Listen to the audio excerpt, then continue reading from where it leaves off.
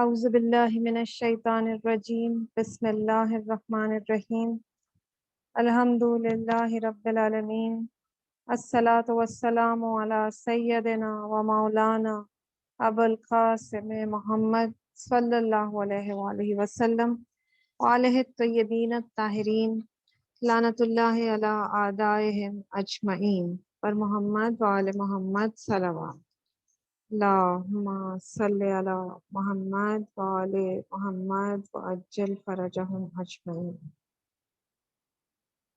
ہماری بحث تزکیہ نفس کے بارے میں یہاں تک پہنچی تھی کہ اسلامی تعلیمات کی بنیاد پر انسان کی روح میں کمال کی طرف بڑھنے کی طاقت ہے اور زوال پذیر ہونے کی بھی صلاحیت ہے۔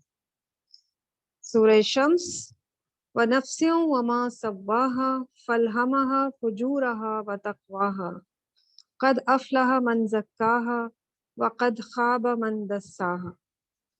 اور قسم ہے نفس کی اور جس نے اس کو سنوارا، بس اس نے نفس کو اس کی برائیاں اور اچھائیاں الہام کر دی ہیں۔ بے شک تزکیہ نفس کرنے والا کامیاب ہوا اور جس نے اس کو آزاد چھوڑ دیا وہ ناکام ہو گیا۔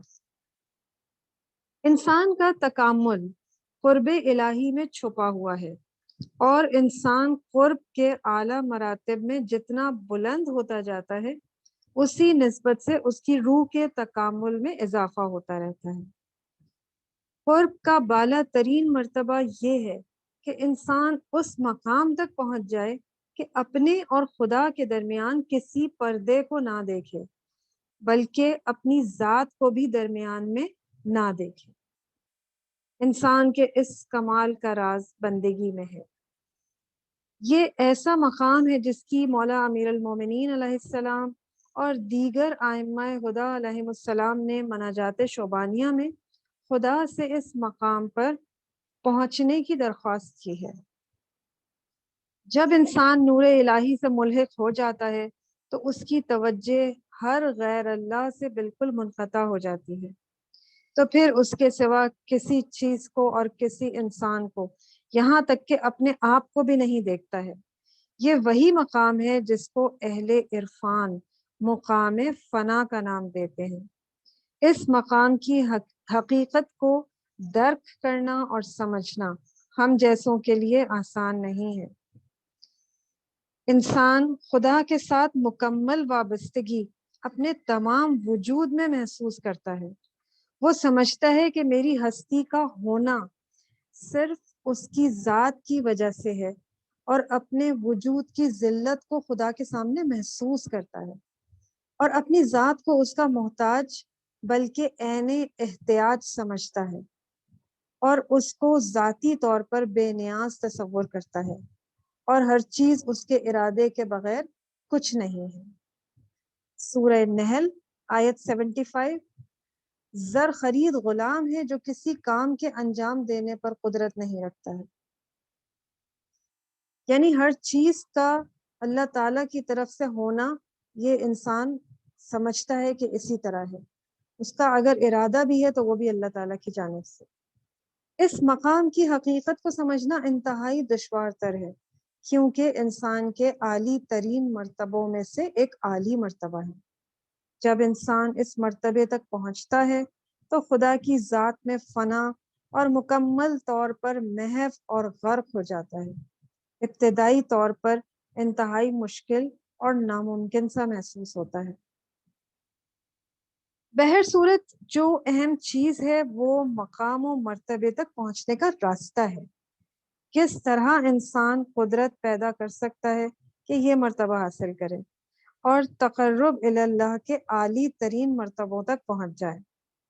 چنانچہ آیات اور روایات کے استفادے کی بنیاد پر جو کچھ کہا جا سکتا ہے وہ یہ ہے کہ صرف بندگی ہی ایسے کمال تک پہنچنے کا واحد ذریعہ ہے۔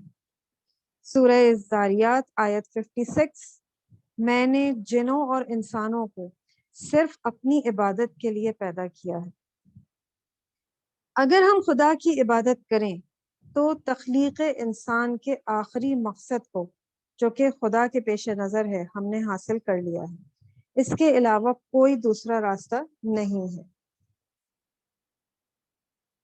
یہاں عبادت کے کیا معنی ہیں؟ عبادت یعنی انسان اپنے تمام اعمال کو اور تمام اختیاری کاموں کو خدا کی اطاعت کے جذبے کے ساتھ اور قربتاً اللہ انجام دے تاکہ اس کی خوشنودی اور رضایت کو حاصل کر سکے۔ صرف یہی ایک راستہ ہے، اس کے علاوہ تمام شیطانی راستے ہیں۔ سورہ یاسین آیت 60 اور 61۔ اے اولاد آدم، کیا میں نے تم سے وعدہ نہیں لیا تھا کہ شیطان کی عبادت نہ کرنا؟ بے شک وہ تمہارا کھلا ہوا دشمن ہے، اور میری ہی عبادت کرنا، کیونکہ یہی صراط مستقیم ہے۔ چنانچہ انسان کو کمال تک پہنچانے والا راستہ صرف ایک ہے، اور اس کے علاوہ اور کوئی راستہ نہیں۔ اگر خدا کی عبادت والا راستہ نہ ہو تو وہ حتمی طور پر شیطان کی عبادت کا راستہ ہے۔ اگر ہم یہ چاہتے ہیں کہ اس بندگی کے بالا ترین مرتبے کو حاصل کر لیں تو اس کا صرف یہی راستہ ہے کہ ہمارے کان صرف فرمان خدا کو سنیں اور اس کے ارادہ اور چاہت کے مطابق حرکت و سکون کریں، یعنی عمل کریں یا سکون میں رہیں۔ بر محمد و آل محمد سلام۔ اللہم صلی علی محمد و آل محمد و عجل فرجہم اجمعین۔ دعائے سلامتی امام زمانہ۔ بسم اللہ الرحمن الرحیم۔ اللہم کن لولیک الحجۃ ابن الحسن صلواتک علیہ وعلی آبائہ فی ہذہ الساعہ وفی کل ساعہ ولییا وحافظا وقائدا وناصرا ودلیلا وعینا حتی تسکنہ ارضک طوعا وتمتعہ فیہا طویلا برحمتک یا ارحم الراحمین۔ اللہم صلی علی محمد وآل محمد وعجل فرجہم اجمعین۔